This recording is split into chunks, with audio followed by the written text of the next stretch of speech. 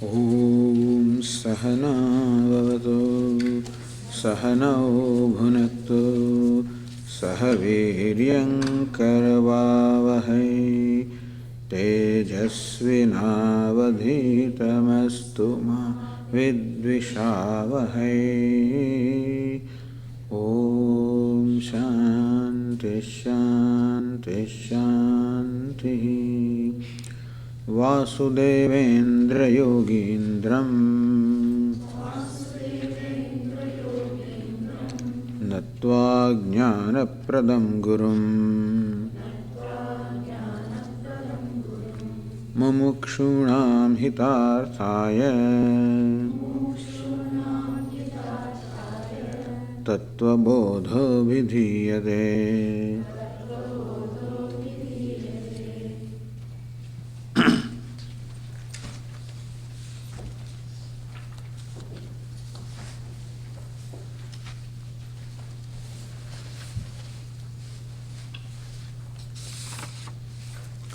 We saw the evolution of the sattva aspect of Maya, sattva aspect through of the five elements.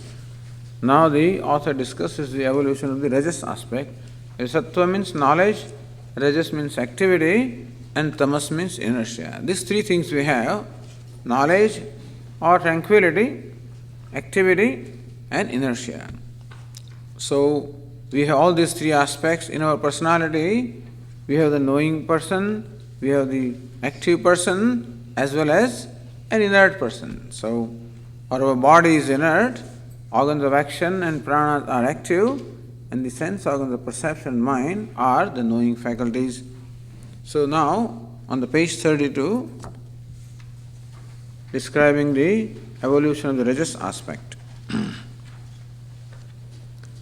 Etesham Panchatattvanam Madhye Akashasya Rajasamshat Vagindriyam Sambhutam.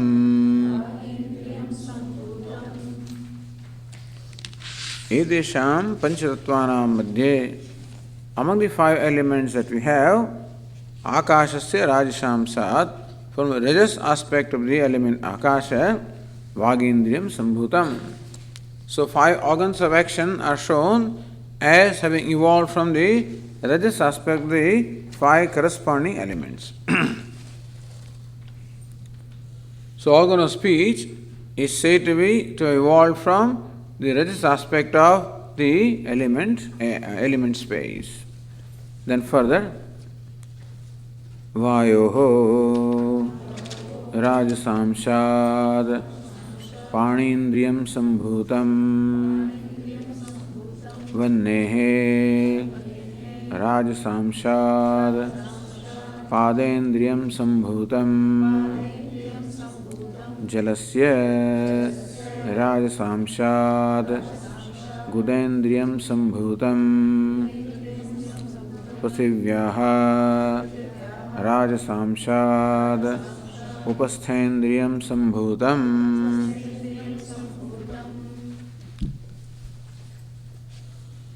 Also describing the evolution of other organs of action, Vayoho Rajasamshat Panindriyam Sambhutam. The other organ of action we have is the hands, and the hands are said to evolve from the rajas aspect of the element air. Vannehi Rajasamshat Padendriya Sambhutam. From the rajas aspect of the element fire, the Padendriyam, our feet, are evolved, meaning the organ of motion. So hands are the organ of grasping or acting, the legs are the organ of motion.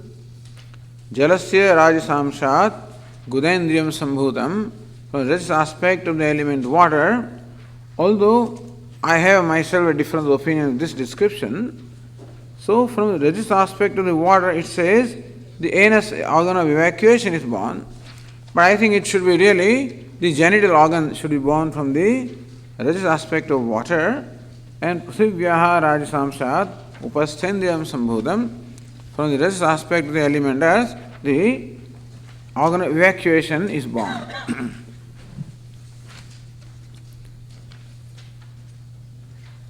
Okay, so now you have all these.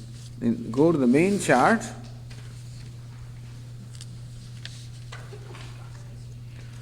And you can see now in the dotted lines in the main chart, the Rajas aspect is from the space, air, fire, water, earth. Rajas aspect, speech, hands, legs, genitals and anus. So, Rajas aspect, these 5 organs of action are born.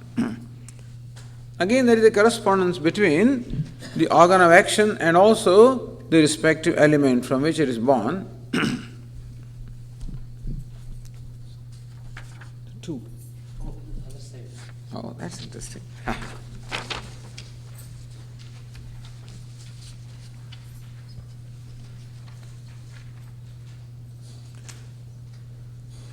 So see, now there is element space.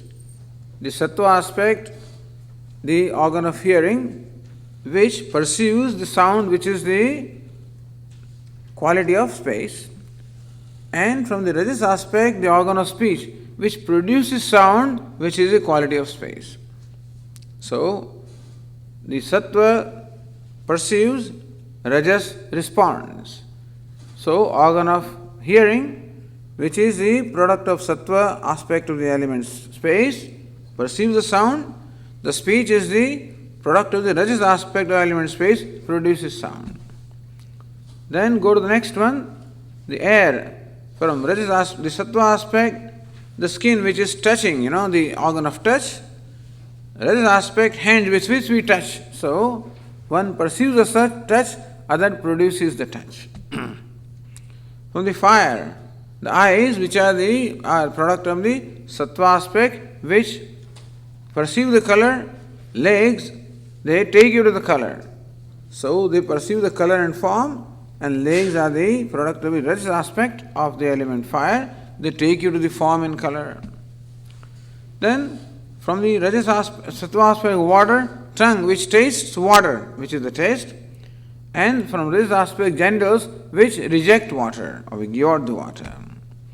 From the sattva aspect of element earth, the nose, the faculty that perceives the smell is born. From the rajas aspect, the anus, which gives out the earth, that is born. So thus this is a correspondence that in each case, from sattva aspect, the organ of perception is born, which perceives or cognizes the quality of the corresponding element.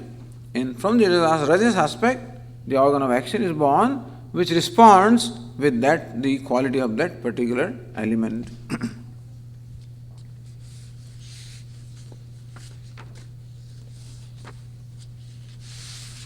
That is this chart which says organs of action and perception.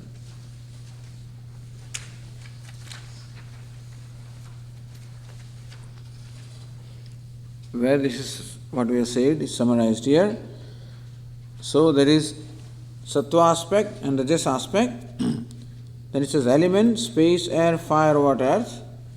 The quality of the element space is sound, air is touch, fire is color, water is taste, earth is smell. And from the sattva aspect now, the organ of perception from space, ear, then skin, eyes, tongue and nose. Next column, rajas aspect, speech, hands, legs, genitals, anus. So this is how the sattva and the rajas aspect, the organs of perception, organs of action. It also tells you the presiding deities which we already seen. The presiding organ of hearing is quarters, for skin air, eyes is sun, tongue is Varuna, nose is Ashwini. The functions also were told. Ears perform the function of hearing, skin of touching, eyes of seeing, tongue of tasting, nose of smelling. Going to the rajas aspect, the organs of action, speech, presiding deity is fire and function of speaking. Hands, presiding deity Indra, function of grasping. Legs, presiding deity Vishnu, function of motion. Genitals, presiding deity Prajapati, function of procreation. Anus, the presiding deity is Mrityu, function is excretion. So, just summarizing what we have already seen in the earlier passages. So this chart gives you what evolved from what are the presiding deities, and what are the functions performed by different organs. Okay. Now then the page 34. Etesham samashtiraj samshad pancha pranaha sambhutaha. Etesham samashti raj samshad. From the total rajas aspect of these five elements, pancha pranaha sambhutaha are evolved the five pranas or the physiological functions or the five vital airs. So basically the main prana is evolved from the combined rajas aspect, because the prana is behind every organ of action. Every organ of action performs the specific functions as shown in the chart, but the prana gives in fact the strength to every organ of action. Therefore, the prana is said to be evolved from the total rajas aspect of all the five organs of all the five elements. And these pranas are prana, apana, vyana, udana and samana. As we have seen, these are the five pranas. So this is how the evolution of the rajas aspect. Remember, Maya has three aspects: sattva, rajas and tamas. And it has been shown how from the sattva aspect the organs of perception and antahkarana of the mind, from the rajas aspect the organs of action and the prana. All of these make up what we call subtle body. What is subtle body? And then from the combined aspect the antahkaranam. So antahkaranam, organs of perception, the prana, organs of action, all of these make up the subtle body. Because now still we are talking of the evolution from the subtle elements, the five tanmatras or the five elements in the subtle state. So sattva and rajas of the subtle elements has evolved like this.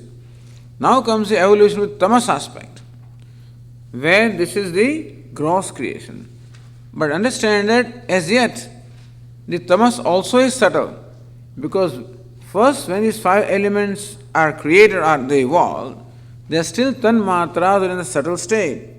And so sattva, rajas, tamas, all of these are in the subtle state. Therefore, from the sattva and rajas, as we saw, the subtle body is born. So the tamas, which is subtle, must become gross before the gross body can be born or before the gross objects can be created. So here there is this presentation of what we call the grossification. How the tamas aspect, which is as yet subtle in each of the five elements, how it undergoes a combination to become gross, and thus we have five gross elements. So what we perceive, the space, air, fire, water and earth, what we perceive through organs of perception are five gross sense organs, elements. Before they became gross, they were in the subtle state when they were first created. So from this subtle state, the subtle body, from the gross state, the gross body. So now we are told how the tamas aspect of these five elements becomes gross, how the process of grossification takes place, and that is being described next now. Etesham panchatattvanam tamasamshad panchikrita panchatatvani bhavanti.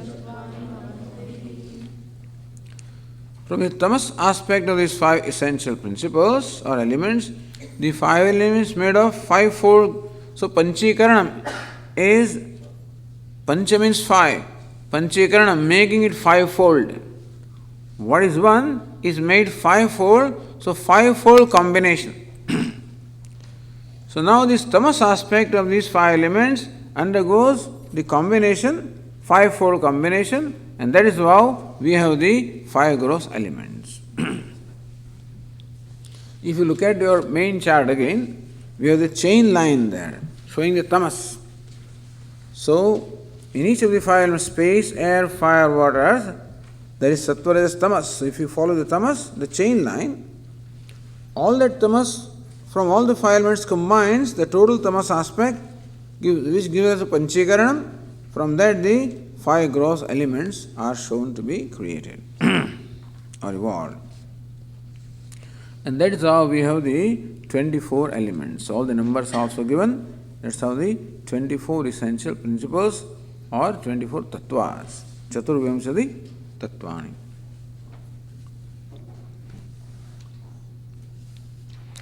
So how does this grossification, panchikaranam, the fivefoldness, how do these elements, tamas aspect, combine in this fivefold way to become gross? So that is explained in the next passage. Panchikaranam kathamiti ched. If there is a question as to how this panchikaranam, how this fivefold combination took place, then answer is this. Etesham panchabhutanam tamasamsha swarupam ekam bhutam dvidha vibhajya ekardham prathak तूष्णीं व्यवस्थाप्य अपरमर्धम चतुर्धा विभज्य स्वार्धभिन्नेषु अन्येषु स्वभागचतुष्टय संयोजनम पंचीकरणम भवति. It's like intimidating passage, but it's a very simple description. But everybody seems to get much confused with this panchikaranam. See, panchikaranam kathamiti ched. How does this panchikaranam, the fivefold combination, how does it take place? If that's like etesham mahabhutanam tamasamsha swarupam, take the tamas aspect of each of these five elements. Ekam bhutam. To begin with, it is whole tamas aspect of each of the five elements. Dvidha vibhajya. Divide each one into two equal parts. Ardham prathak tushnim vyavasthapya. Retain the one half on the side. Aparamardham chaturdha vibhajya. Take the other half and divide that half into four parts. Svardha vinneshu anyeshu svabhaga chatushtaya sanyojanam. Take the 1/8 of the other elements and join with the half that is retained, and thus we have a whole element. Now, this can be seen in this chart here called Panchikaranam. Tamas aspect of the subtle elements. Space, air, fire, water, and earth, subtle tamas aspect. Makes up the gross element, space, air, fire, water, and earth. So what's the combination now? If you look at the chart, the gross element space is composed of the half of space, 1/8 of air, 1/8 of fire, 1/8 of water, 1/8 of earth. The gross element air is made of half of the air and 1/8 of the other four. Gross element fire, half of fire, 1/8 of the other four. Water similarly half of water, 1/8 of the other four. Earth, half of earth, 1/8 of the other four. Imagine that you have a pack of cards containing 40 cards. These 40 cards are divided into 5 groups of 8 cards each. So now what you do is retain the 4 cards in each group, other 4 cards give it to the other group. And thus, so when you do that, each group again will have 8 cards, of which 4 cards of its own and 4 cards come from the other 4. That's how each element becomes complete, all right. But now it has half of its own self and 1/8 of the rest of the 4, as is shown in this chart here. So theoretically, every element has every other element also. If you take fire, for example, it says 1/2 of fire, there is space also in there, air also is there, water also is there, earth also is there. So when the fire burns, it makes sounds, So that is the element space. And then the fire can be touched also, element air. Fire is seen, of course, that color is its main quality. Then fire also gives rise to the smoke, that is air part of it. And fire also can be tasted, supposedly, it's water aspect. And fire, that is smell, also comes out from that, that's the earth aspect. So even though we call it element fire, gross fire has the other aspects also combined. Earth, for example, is also very clear that of course smell is a primary, the quality of the element does, but then it makes sound also, it can be tasted, touched, smelled and heard, and therefore earth also contains other elements also. Gross earth. Before grossification, each was pure, that's called tanmatra. But after grossification, each has become mixed up or combined with other elements, and thus we have the 5 gross elements. Apparently, when this kind of combination takes place, the tamas gets transformed from subtle to gross, and thus we have 5 gross elements: space, air, fire, water and earth. From which then the gross world is created. From the subtle state of the elements, subtle world is created. From the gross state, the gross world is created. Before that, there was another chart here, Antahkaranam, which you just got, inner organ, which is Manas, Buddhi, Chittam, Ahankara. Each has its own presiding deity. Chandrama or moon, Brahma, Vasudeva and Rudra.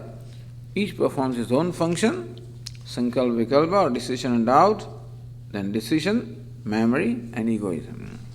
So that also just so you can see in one place the various functions and presiding deities.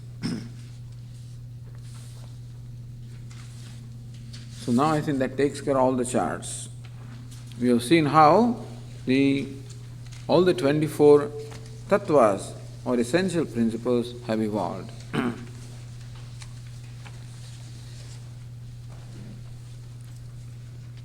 Now continuing the discussion, the teacher says on the page 35, Etebhyah panchikrita panchamahabhutebhyah sthula shariram bhavati. So from these grossified 5 elements, the sthula shariram or this gross body is evolved. So in this gross body, we find all the 5 elements. There's earth also, water also, the fire because there is temperature, air, and it occupies space, and thus all the 5 elements are present in the gross body. It makes sound when it falls down, it can be touched, it can be seen, it can be tasted, it can be smelled. That way also we can see the presence of all the 5 elements in what we call the gross body. So this gross body that I possess is a product of the 5 elements in their gross state, of 5 gross elements. Not only my gross body, but everybody's gross body. So gross body of all the living beings is all product of the 5 elements. At the same time, all the other objects that we call the insentient objects, all of these are the product of the 5 gross elements. Just view the whole universe, including our body, which is the product of the 5 elements in their grossified state. That's all it is. That's why we call it the gross universe. Gross means because we can perceive it through our organs of perception. So why all this description? That becomes clear in the next passage, it says here. Now this can be further elaborated, there are 14 worlds and so on and so forth, but the idea is that just as I have a body, you can imagine Ishvara also has a body. I have a gross body, a subtle body, a causal body. Ishvara has a gross body, that's the whole universe of names and forms. Subtle body, the totality of all antahkaranam. Causal body, the totality of all ignorance, which is Maya. So Maya becomes his causal body, totality of mind becomes his subtle body, And the gross names and forms becomes his gross body. So causal, subtle and gross. Just as this gross body, the subtle body and the causal body we have. So basically it's the same. Basically what we call this individual and the total, except for the dimensions. But as far as the content is concerned, as far as the setup is concerned, they really are same. And so that is what is stated in the next passage. Evam pinda brahmandayoho aikyam sambhutam. Evam, in this manner, pinda means the individual and brahmanda means the cosmos, the total. Evam, in this manner, pinda brahmandayoho, between the individual and the total, aikyam sambhutam, there is identity or oneness or similarity between the individual and the total. Thus I represent really the whole cosmos in little miniature form. So whatever is there, the whole cosmos is to be found in me, the individual also. So all the devatas are also found. All those presiding deities that we talked about, they all of them dwell here with their little element, so with a little part. So the sun also dwells a little fraction, in my eyes. The deity called the quarters in my ears, the fire in my eyes, Indra in my hands, Vishnu in my legs, Varuna in my tongue, and thus all those devatas are also here. And I am there, the self. So this is a complete, what we call the human equipment is a very complete creation, which is miniature of the entire cosmos. And therefore it is said that essentially the individual and total are not different. They are essentially the same. The dimensions are different, no doubt. That I occupy a limited space and limited time. The cosmos occupies vast space and vast time. I have all the devatas residing in me, a little fraction of them, and Ishvara of course has the devata in the totality. That's the reason why very often they look upon this whole universe as the body of the Lord. They look upon this as the manifestation of Lord, and just as we have different organs and limbs, so also the Lord manifests as universe also has similar limbs and organs. So sun is said to be the eye of the Lord. Moon is said to be the mind. So moon is our presiding deity of one mind. So moon dwells in my person as my mind, and moon in totality is the cosmic mind. The sun dwells here as my eyes, and he is the eye of the Lord. Earth is the feet of the Lord. The space is the body of the Lord. Fire is the mouth of the Lord. So fire is the organ of the presiding deity, the organ of speech. He is the mouth of the Lord. And air is the breath of the Lord. This is how we can see the correspondence between the individual and the total. So just as I am one organic whole, one living organic whole, made up of many limbs and many parts, each one is different from each other. Each one has a different name and a form, and each one has a different place and function. So hands are hands and they do grasping, legs are legs, they perform the motion, act of motion. The speech has its own function, its own place, its own name, its own form. So how all different limbs and organs which are in my personality, how in spite of they being many, they still form one organic whole. Because one self in fact informs this entire personality. And therefore, eyes are not ears, but eyes are also eye and ears are also eye. Thus there is one connecting principle that connects all these different, including every little cell of my body, all of these are informed by one consciousness, one self. In a manner similar to that, the whole universe also is a living organic whole. Although for our own convenience we divided the beings as sentient and insentient. And we call this table as insentient and call myself as sentient, which is all right for the purpose of our day-to-day interaction.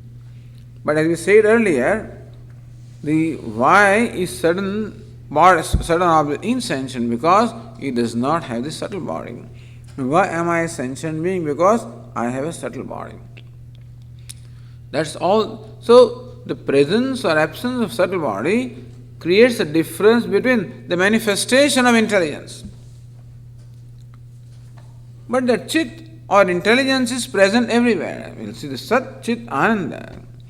Not only Sat Chit Ananda is my nature, but then it is the nature of this universe also. Not only Sat Chit Ananda is the self of this individual, but Sat Chit Ananda also is self of the whole universe. And therefore, the Chit of the consciousness, Sat existence, Ananda the wholeness is equally present everywhere. Not only in human beings, but everywhere. And so, in table also, Sat Chit Ananda is there. Sat is very clear. We see the table exists, and therefore, table displays existence very clearly. But then, even though table does not display sentiency, the table does display intelligence. Every little atom also displays intelligence because it functions in an intelligent manner. And therefore, that intelligence is the manifestation of what we call consciousness. So, Chit is translated as consciousness. But unfortunately, we understand consciousness, we always equate consciousness with sentiency. And therefore, we say that consciousness is present in human beings or living beings. Consciousness is not present in what we classify as inert objects. But if you understand consciousness for what it is, it's unqualified consciousness. So with subtle body, the consciousness becomes qualified and is manifest as sentiency. But unqualified consciousness is equally present in the table also. For it to qualify as sentiency, the subtle body is not there, therefore it remains unqualified. But the table also has the same consciousness, meaning intelligence. Existence, because we said earlier, what is Sat is Chit, and what is Chit is Ananda. It is not that Sat, Chit, Ananda are three different things. Because we pointed out that what is Chit is consciousness, and consciousness is always there throughout the waking state, dream state, as well as in the deep sleep state. And therefore, consciousness is that which never suffers cessation, is always there in all periods of time, in all the states, and therefore it is Sat.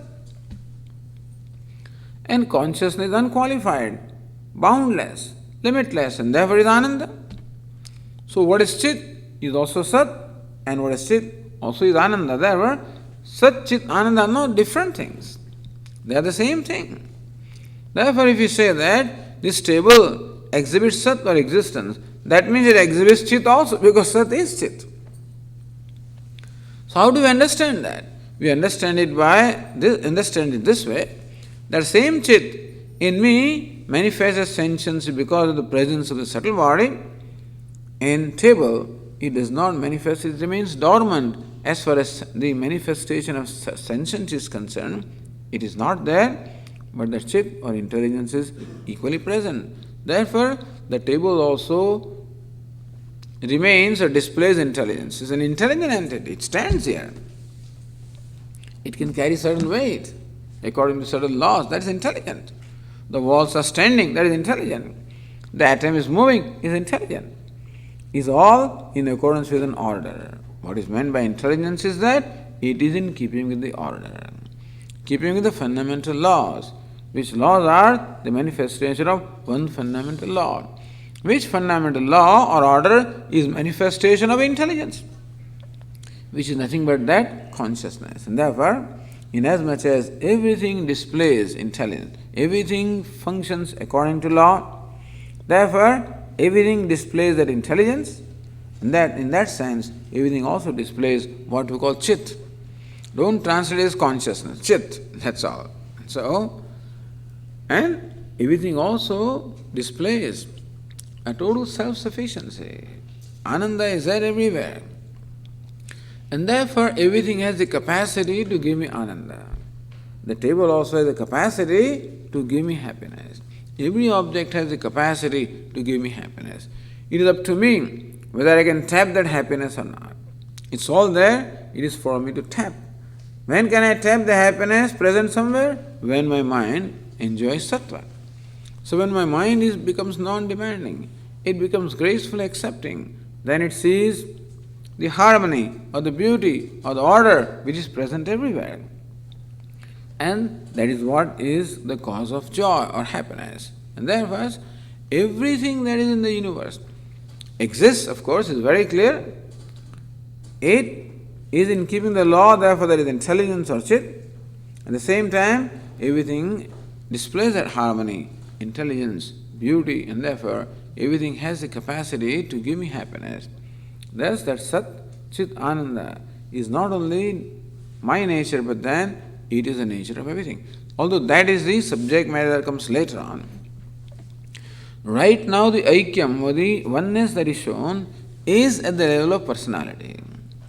So, what is described in evolution so far is the evolution of the three aspects, Sattva, Rajas, and Tamas, from which the subtle and the gross bodies of the individual are formed, and also the subtle and gross bodies of Ishvara are formed.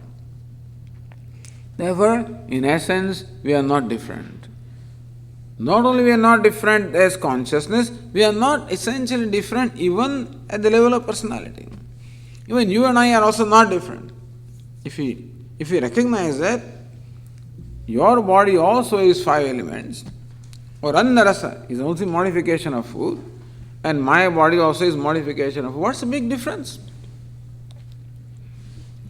One is man, one is woman, so what? One is fair, one is dark, so what? What does it matter?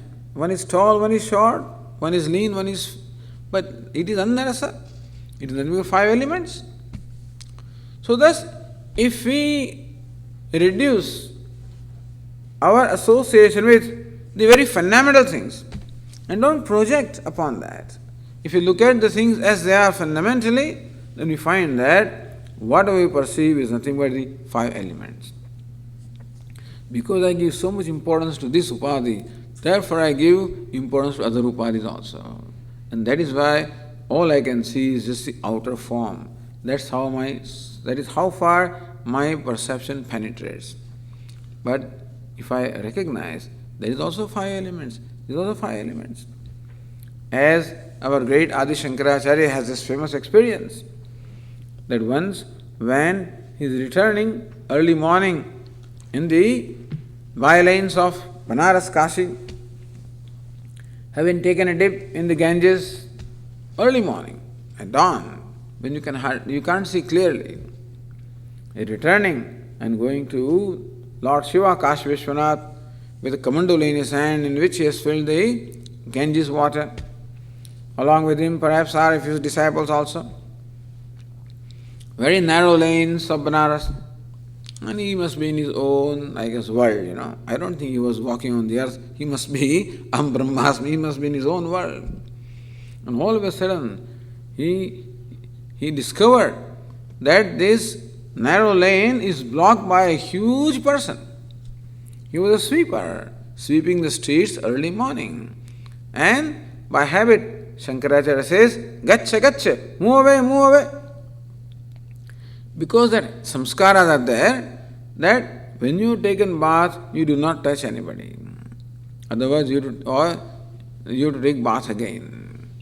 At least you do not touch the so-called sweepers, etc., because they are not pure. And therefore, if you touch something or somebody impure, you must take bath. This was the custom. And having lived in that custom for all the life, habitually just said, move away. That's all. These are the words that he said. Gaccha, gaccha. And when these words are said, then that sweeper, a huge person, confronted Shankaracharya. He says, Sir, you are revered. I know that you are the best among all the Brahmanas. I know that you are best among all the wise persons. There is no question that I should follow your command. You want me to move away? I certainly will. Before I do that, I just seek one clarification. What do you want to move? What do you want should move away from what? What should move away from what? You say that you move away, I'll move away, but clarify what should move away from what? Annamayad annavam athva chaitanyameva chaitanyat. Do you want that this body, which is a lump of food, should move away from that body, which is lump of food? Is that what you mean? Or do you mean that I, who is consciousness, should move away from you, that is consciousness? Who should move away? Kim bruhi gaccha gacchedi. When you tell me, gaccha gaccha, move away, what do you want to move from what? And as though it is not clear, that sweeper went ahead to clarify this. That when the sun gets reflected in the Ganges water, which is very pure or which is sacred, the same sun gets reflected in the sewage water from where I am coming. From where you are coming is Ganges water. From where I am coming is sewage water. In the slums. So sun gets reflected in the Ganges water. The same sun gets reflected in the sewage water. Does the sun get impure because it gets reflected in the sewage water? And does the sun get purified when it gets reflected in the Ganges water? Or if you have a golden pot and you have an earthen pot, the space in the golden pot, does it become more valuable because of association with gold and becomes less valuable because of association with the clay? Does it undergo a change? Does it make a difference? Does the upadhi make any difference at all? So when this was said, Shankaracharya woke up to this word and he prostrated to this sweeper and said, whoever has the knowledge that you have is my teacher. So idea is that what we call this great body is nothing but the lump of food or lump of 5 elements, any body for that matter. Whereas as far as the vyavahara is concerned, whereas as far as our interaction is concerned, we do respect the differences. Because otherwise there will be no vyavastha, there will be no order at all in our vyavahara or in our transactions. So in transactions, we do respect the differences. Just as when it comes to various ornaments of gold, we do respect the differences. One is called a bangle, other is called earring. So bangle is put on the wrist, earring we respect the differences. Not that I try to push the earring into my hand because it's all gold, no. So respect both. Respect the differences as well as the non-difference.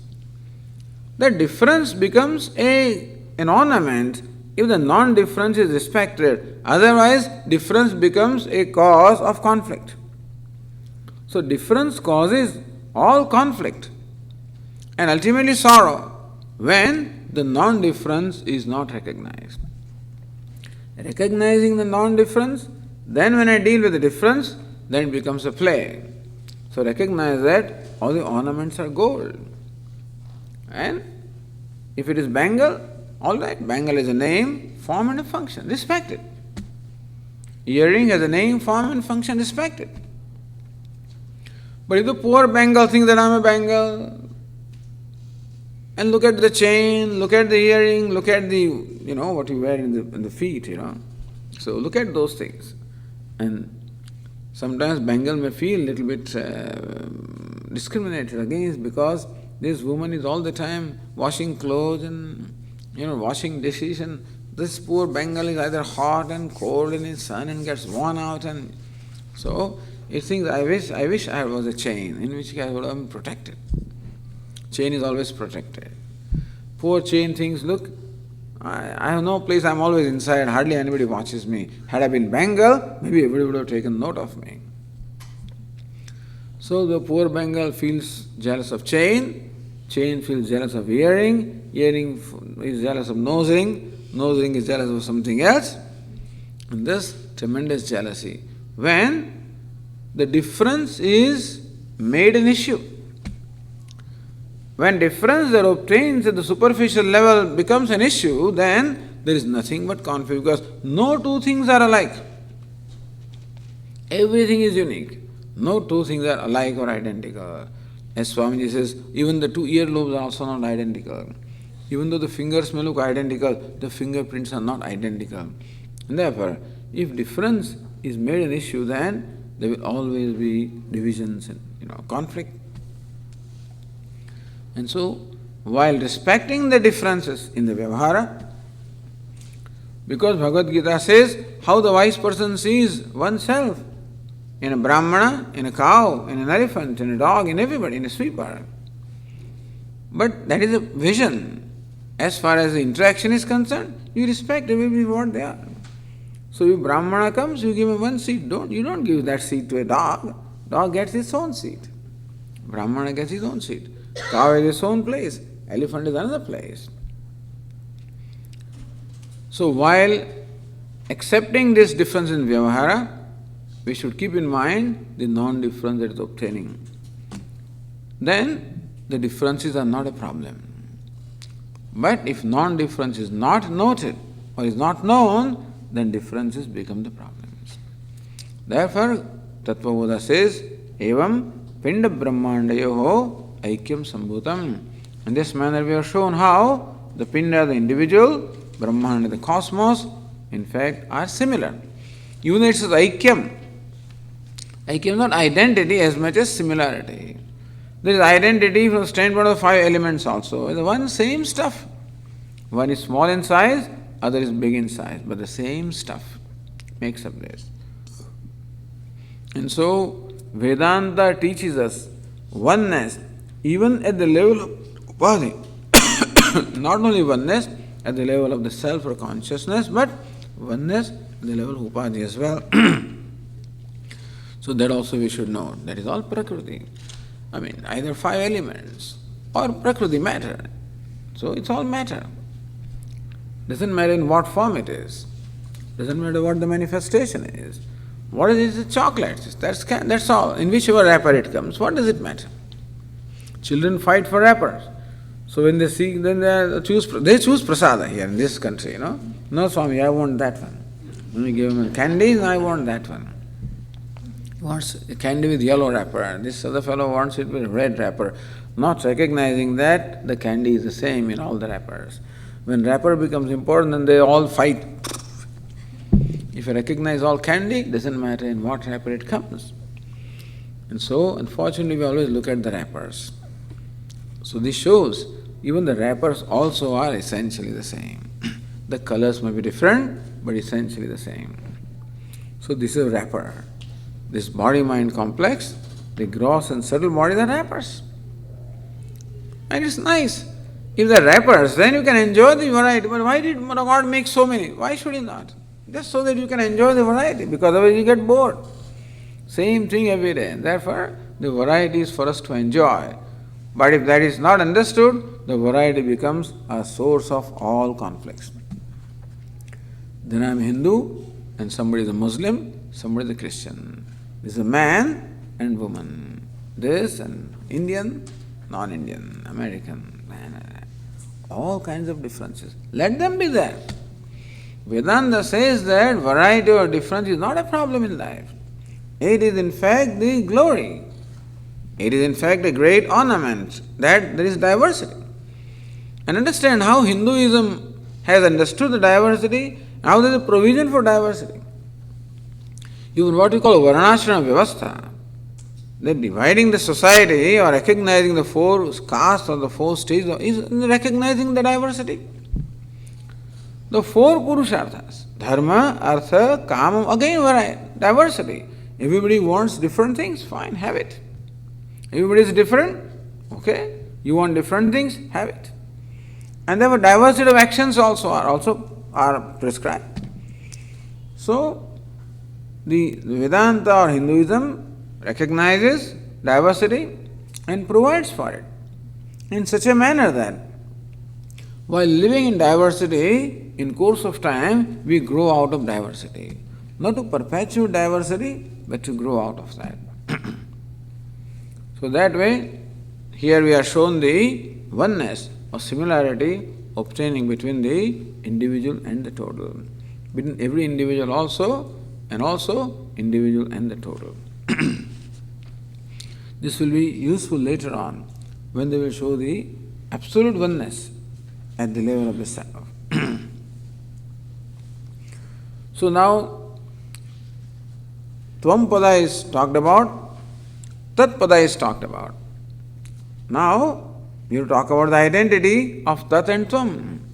Because what is Vedanta? Tattvamasi, that thou art. Yeah, three words are there in this simple statement, Tat, Tvam and Asi, that thou art. And so these three words have to be explained. So first section, explain the meaning of the word Tvam, or what is individual. This section that we just concluded, explain the meaning of Tat, or what is this world. And now the section comes which explains the meaning of Asi, how in fact both are identical. So on the page 36 it is said, Sthula Sharira Abhimani Jivanamukam Brahma Pratibimbam Bhavati Saeva Jivaha Prakritya Swasmad Ishwaram Bhinnatvena Janati. So who is this Jiva? What Jiva means? The individual self. What they call soul sometimes. But then who is Jiva? The individual self. What we call the samsari. So, karta bhokta, the doer, enjoyer, one who goes through cycles of birth and death, one who experiences pleasure and pain, one who entertains notions of doership and enjoyership, one who performs the punya and papa karma, one who is seeking freedom in his life. This is the samsara. That's called Jiva. So who is this Jiva? Who is you and I? Sthula Sharira Abhimani Jivanamakam Brahma Pratibimbam Bhavati. So Jiva is described as Brahma Pratibimba. Pratibimba means reflection. So Jiva is equated to the reflection of Brahman. So in this text here, what called Pratibimbavada, or the model of reflection, has been adopted. Reflection is a very beautiful example. Because, first of all, the teacher should explain or account for whatever experiences are or whatever notions are. So, my experience seems to be that I am a limited being. Limited in capacity, limited in knowledge, everywhere limited in time, place. Also, sometimes I am bright, sometimes I am dull, sometimes I am agitated. So these are the experiences that I have, that I am wanting, I am lacking, I am incomplete, I am a seeker, I am seeking something in my life. This is my experience about myself. And then I have a particular kind of a body, of course, male body, female, whatever it is. I have brought also a mind having certain kind of a nature. This is how I am. And Vedanta explains to us why this is so. Now Vedanta teaches us that in fact I am Brahman, I am limitless. Now how can the limitless feel a sense of limitation? When I am immortal, how come I feel a sense of mortality? So this is explained very well with the example of reflection. Because the nature of reflection is determined by the reflecting medium. So we have the image which is reflected, let us say, we have the moon or the sun, let us say, reflected in a pool of water. Eka eva hi bhutatma bhute bhute pratisthitah ekada bahuda chaiva drushyate jalachandravat. So this Chandra, the moon, is often quoted as an example, or sun also. So a moon that is shining in the sky, full moon, gets reflected in number of vessels containing water. So there are many containers containing water, when the moon gets reflected. Moon is the image, and what is reflected is called a reflection. Now, what is that determines the nature of reflection? It is the reflecting medium that determines the nature of reflection. If the water is transparent and clean, then the reflected moon is going to be bright. If the water is muddy, then the reflection is going to be dull. If the water is steady, the reflection also appears to be steady. If the water is moving or water is shaking, the reflection also appears to be shaking. If you carry that bucket of water from one place to the other, then the reflection also will appear to move along with that. And if you pour this water from one bucket to the other, then the moon also becomes poured from, the reflection also becomes poured from one to the other. Thus, the reflection, the nature of reflection is essentially determined by the reflecting medium. Even though the moon itself is steady, but then if the surface of water is unsteady, the reflection appears unsteady. The moon is bright, but then if the reflecting medium water is muddy, then the moon looks dull. The moon is stationary, standing. If that water moves, bucket moves, the moon or reflection also appears to be moving. And transmigration, water from one bucket going to other bucket, subtle body. So in that example of a bucket containing water and reflected moon or reflected sun, that bucket stands for the gross body, the water stands for the subtle body, and the reflection stands for the jiva. And so when the subtle body departs from the gross body, it is like the water moving from one bucket to the other. And the reflection also goes from one embodiment to the other. And thus you can stretch the example. The idea is that how this model of reflection is a beautiful model which explains our experiences. So that it is a mind where Brahman or Ishwar or limitless self gets reflected. But mind being limited, the reflection also is limited, and therefore I suffer from a sense of limitation. I suffer from sense of limitation not because I am limited, but whenever the reflection is taken to be the self. If I look at myself in the mirror, and if I take the reflection to be myself, I am likely to have various complexes. If the mirror is distorted, the reflection will be distorted. Mirror is a crack, the reflection also will have a crack. Mirror is concave, then the reflection will be very funny. Convex, yet very funny. Because the nature of reflection is determined by the reflecting medium. And similarly also the mind is like a mirror. It reflects the self all the time. The mind is sattvic, then self is reflected as a cheerful, happy one. If mind is rajas, then the self is reflected as agitated one. Mind is tamas, self is reflected as a dull one. So sometimes I find myself agitated, sometimes dull, inactive, because I equate the reflection to be myself. So nature of reflection is determined by the upadhi. Let's go upadhi. The reflecting medium is upadhi. Upadhi is that which influences. Just as we said yesterday, that the flower is an upadhi, which influences the crystal and creates the appearance of color in the crystal, even though crystal is colorless. And so also the upadhi of the mind, or the subtle body and the gross body, they create the appearance of limitedness, mortality, ignorance, dullness, agitation in the self, and that is why they are called upadhi.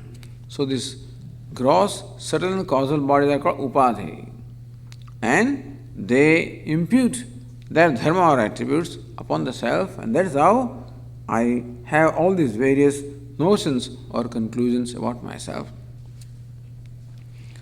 So here therefore it says, Sthula Sharirabhimani Jivanamakam Brahma Pratibimbam Bhavati.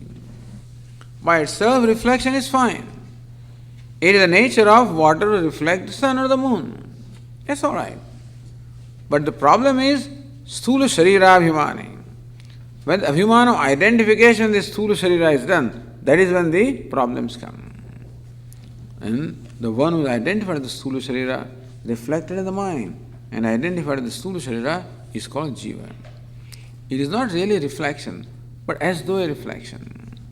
We'll continue that discussion because any example that you give creates some more problems, So, reflection is a very beautiful model, but it has its own limitation. So, we'll continue that discussion in the next class. Om Purnamadah Purnamidam Purnat Purnamudachyate Purnasya Purnamadaya Purnamevavashishyate. Om Shanti Shanti Shanti. Shankaram Shankaracharyam Keshavam Badarayanam Sutra Bhashya Krutau Vande Bhagavantau Punah Punah.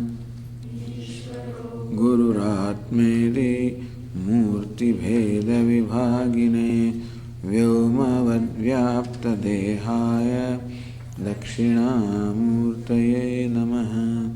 Om Shanti Shanti Shanti. Hari Om Shri Gurubhyo Namaha. Hari Om.